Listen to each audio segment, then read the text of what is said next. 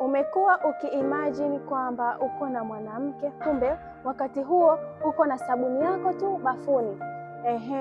Alafu sasa muda huo unajichua au unafanya masturbation, unaenda zaidi ya raundi 5, raundi 7, unaenda muda mrefu sana. Lakini pale ambapo ukikutana na maumbile halisi ya mwanamke, yaani siku ambao unashiriki tendo na mwenza wako, dakika 2 ni nyingi, dakika 1 ni nyingi, unakuwa umeshamaliza kabisa. Je, ulishawahi kujiuliza hicho ni nini?